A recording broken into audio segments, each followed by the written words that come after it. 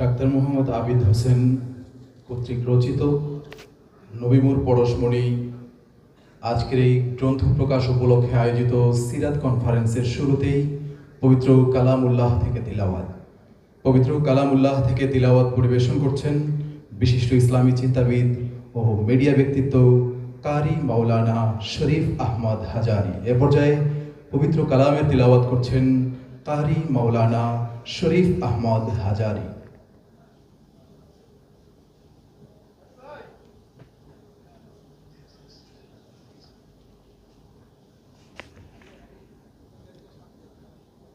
আসসালামু আলাইকুম ওয়া রাহমাতুল্লাহি ওয়া বারাকাতুহু।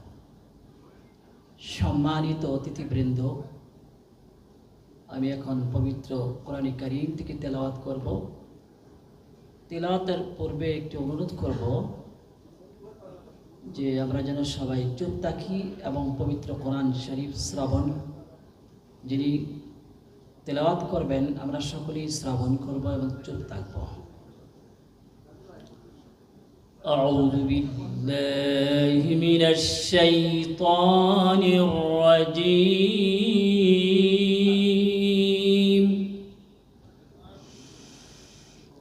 بسم الله الرحمن الرحيم. والتين والزيتون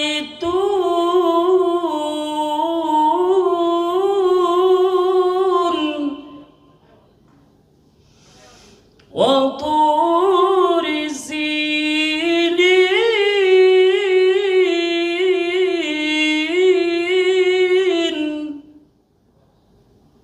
وهذا البلد الأمين.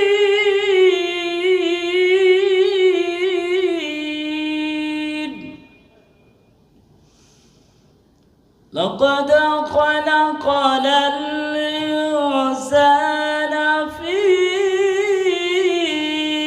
أحسن تقويم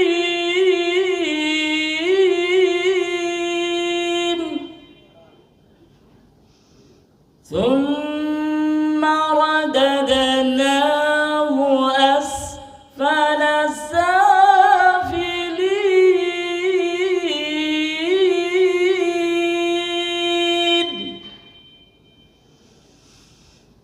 إلا الذين آمنوا وعملوا الصالحات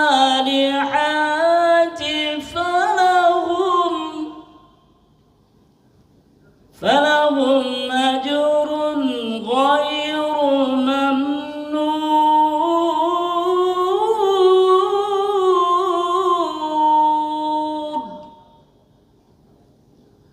فما يكذبك بعد بالدين.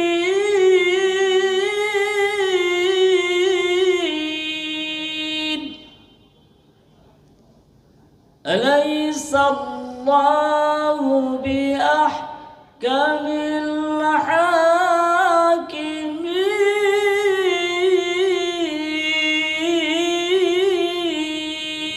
الحاكمين. فما يكذبك بعد بالدين.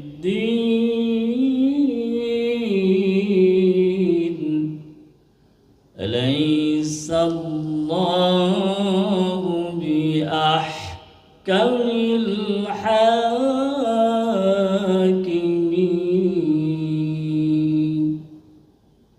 صدق الله العظيم. نحمده ونصلي على رسول الكريم.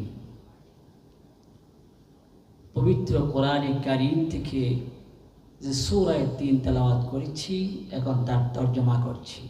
আল্লাহ পাক বলেছেন, কসম তিন ও জৈতুনের, কসম সিনাই প্রান্তরতে অবস্থিত তুর পর্বতের, কসম নিরাপদ নগরী পবিত্র মক্কার। নিশ্চয়ই আমি মানুষকে সবচেয়ে সুন্দর করে সৃষ্টি করেছি,